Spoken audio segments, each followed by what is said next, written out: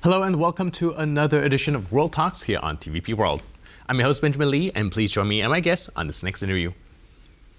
Ukrainian President Volodymyr Zelensky's latest diplomatic tour, taking him to Turkey and Syria, has sparked speculation about a series of undeclared agreements, from potential LNG transit routes to expanded security and energy cooperation in the Black Sea and Middle East. With Kyiv seeking to strengthen its strategic position amid the war, the visits point to a broader geopolitical play that could reshape regional alignments. Joining us today on TVP World to discuss is Peter Dickinson, UkraineAlert Editor at the Atlantic Council, expert on Ukrainian politics and international affairs. Hello and welcome to TVP World. Hi, thanks for having me. So can you first help us understand and outline what the real strategic significance is of Zelensky's visit to Turkey and Syria? Well, I think this needs to be viewed in a broader context of Zelensky's recent visits also to the Gulf states. He's also, within the last week or so, the last 10 days, he's been in Saudi Arabia, the United Arab Emirates, Qatar, and also Jordan, where he's been signing long-term security partnerships and sort of underlining Ukraine's strategic value, Ukraine's role as a security provider. You know, for a long time, Ukraine's been perceived as a recipient of aid, as a sort of charity case. Now Zelensky's very much underlining, highlighting that Ukraine is now a provider of security and is a partner that has a lot to offer. So I think this is part of that sort of broader diplomatic offensive by Zelensky. It also is part of his very strong relationship with President Erdogan in Turkey, and the Turks were instrumental in the trip to Syria. Indeed, Zelensky even flew to Syria on a Turkish airplane with the Turkish foreign minister. So this is all part also, I think, of Erdogan's idea of a sort of Black Sea alliance there between Turkey, Ukraine, and the new regime in Syria. But broadly speaking, from a Kyiv point of view, it's all about expanding Ukraine's geopolitical position, so they're not completely dependent on the Europeans. They also have very strategic partnerships in the Middle East and in the Gulf states. Right, so when taking a step back and looking at the big picture, we can see some strategic movement there. But when it comes to specifics, we do see relatively a little detail disclosed. So why are there so few? And are we looking at some early stage negotiations, or are there sensitive details that's not being discussed on the table?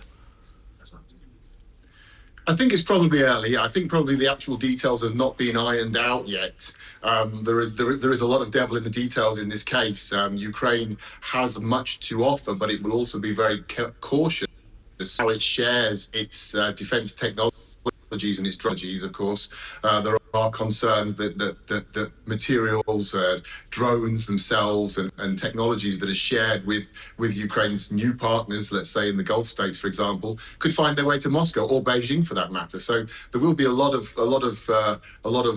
I's to dot and the details to iron out. But Ukraine has a lot of capacity to produce more of the drones that they've been developing to combat the threat that they face from Russian drone attacks. They, according to different estimates, many of Ukraine's drone producers are operating at around 50% capacity, and the Ukrainian state, which is the main client, doesn't have enough money, doesn't have the funding to be able to buy up that capacity. So these drone operators and these drone companies have been saying, look, we can make more, and now they have an absolutely wide open market in the Middle East of countries that desperately need to buy large amounts of drones and also have the money to do so. So there's obvious synergies there. There's obviously an overlap in what Ukraine has to offer and what the Gulf states need. The question, I think, now will just be just ironing out all the details of those deals, and perhaps then we'll have more information. But at this stage, you're quite right. It is very broad, and we don't have a lot of the numbers, as it were, and the actual minutiae of what's been agreed. Right, and like I said, devil is in the details. Now, outside of just drones, there's a lot of talks about energy cooperation as well, be it the LNG transit through Bosphorus, as well as some development of gas infrastructure. But how realistic do you see any sort of gas and LNG transit through Turkey, given its reservations? Well, that's always been a major stumbling block. I think that's a very long-term issue. Of course, the Syria has always been seen as a very, as an absolutely critical country for the transit of gas, LNG through from the Middle East, from the Persian Gulf region up into Europe via Turkey and via Syria. So that's something that certainly has been, on the agenda. But it will take a long time to realise those sort of plans. I think I wouldn't imagine that will be something we'll see in the short term. It'll be more about security cooperation, but certainly there's a lot of scope there if the Syrians now are ready to play ball as they seem to be. Right now, like I mentioned as well, security is also a very big point before being able to talk a lot about this infrastructure and cooperation. But there is a lot of discussion as well when it comes to developing gas infrastructure. But is it feasible during wartime, or do you think these are more like long-term plans down the line? Yeah, I think I see it very much as a long-term thing. I mean, I think certainly from the point of view of the conflict that's now going on in the Middle East, obviously that has to stop before anything can go forward. But even if these plans were given the green light, it could take years before we got to the point where they were actually operational. It would be, and then there would also, I think, the Turks especially would want to see, a stable government in Syria. They'd want to see that the government was able to provide the security necessary there before they move forward. So that's something that's maybe we're talking about a time frame there that's certainly years, maybe even beyond 5 years down the line. All right. Now, when it comes to these regions, it's always very interesting to see how the balancing act is being taken. Can you help us kind of outline how delicate is Turkey, Syria's balancing act between Ukraine, Russia, and its own regional interests? Well, Turkey is a fascinating player in this broader sort of geopolitical tapestry. The Turks have close relations with Russia in many senses, certainly in terms of energy cooperation, and they have good. There are also quite warm relations, or certainly a high level of trust and mutual respect, perhaps also you could say, between Presidents Putin and Erdogan. But if we look at the broader picture, Turkey and Russia are in direct competition in the Caucasus region, in the Middle East, in North Africa, in the Black Sea. Basically everywhere where the two countries come into contact, they're in direct competition. So I think that the relationship is quite pragmatic between Turkey and Russia, but fundamentally they're competitors. And if Turkey has an opportunity to strengthen its position in that sense, certainly in terms of Ukraine and also with Syria, they'll take that opportunity. Ukraine and Turkey are obviously Black Sea neighbors. There's a lot of synergies there. The Turkish business community has actually been growing in Ukraine despite the ongoing full-scale war.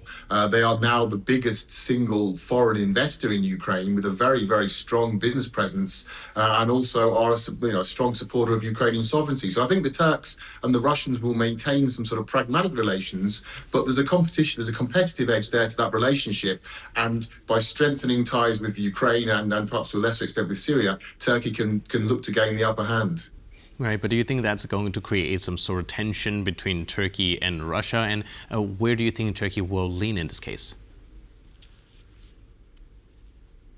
Well, I mean, Turkey's not going to look for any sort of hostilities with the Russians, but I think that the Russians understand that they have limited leverage over Turkey outside of the energy sphere, and at this stage, I think Russia is not in a position to be picking and choosing about the people who it sells energy to. On the contrary, they're looking to secure what clientele they still have left. Now, of course, if the war with Iran continues and the global energy crisis escalates, then Russia may have more leverage there because it may be able to pressure the Europeans into relaxing their stance and to easing sanctions on Russian energy, to start buying Russian energy again, simply because they have no other option and they're facing a crisis. So that's some months down the line. But I think at this stage, the Russians will be very cautious about doing anything that compromises their energy trade with the Turks because they are desperate to hold on to the market share that they have. And Turkey is, I think, number 3, has been over the last year in terms of the purchase of Russian oil after the Chinese and the Indians.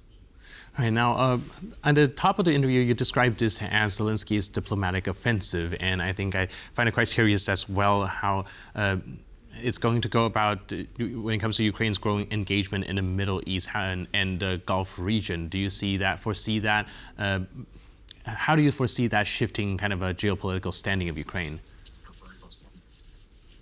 Well, I mean, we're at a crossroads at the moment. We're really moving out of the post-Cold War era into a new sort of a multilateral, multipolar world order. The old sort of East versus West, Russia versus the West type scenarios are no longer relevant. It's a much broader and diverse and competitive field now, and Ukraine's trying to find its place in that. So the Ukrainians have good relations with many of its European neighbours and a lot of support from Europe, but they're also looking to move beyond that. And the Middle East, and especially the Gulf states, have a lot to offer Ukraine, primarily financially in terms of investments and support.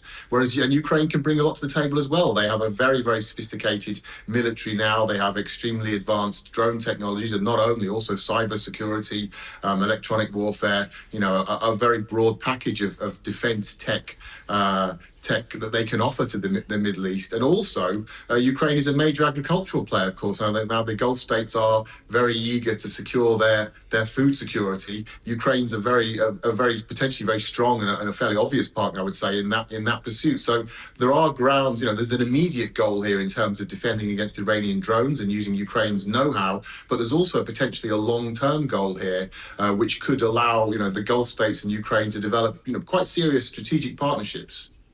Right, now, another interesting thing that we've been observing is the fact that with Zelenskyy visiting various different Middle Eastern countries, talking cooperation, well, Israel is notably missing. Is there a reason behind that decision?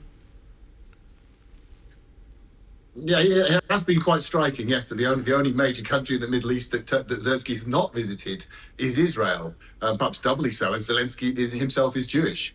But relations between Israel and Ukraine have always been quite, I wouldn't necessarily say icy, certainly not hostile, but quite cold, quite reserved. Benjamin Netanyahu, the Israeli leader at the moment, has a very long-term strategic partnership, friendship, perhaps even with Vladimir Putin. He's placed great emphasis on maintaining that. Now, in the past, he's justified that by saying that Israel needs to maintain close ties with Russia in order to secure Russian support or to avoid Russian hostility, let's say, in the Middle East. Now, that's not necessarily the case now because Russia has lost a lot of its influence in the Middle East, certainly in particular in Syria in recent years. But nevertheless, Israel has traditionally and still, I would say, continues to prioritize its relations with Russia and is loath to damage that. So I think that they're not hostile to Ukraine, but they certainly won't bending over backwards to invite Zelenskyy to come and visit them at this point. All right. Thank you so much for your input and insight. I really appreciate it. And thanks for being with us on TVP World. And thank you for tuning into this edition of World Talks. But for more news, update, and commentary, please stay tuned to TVP World.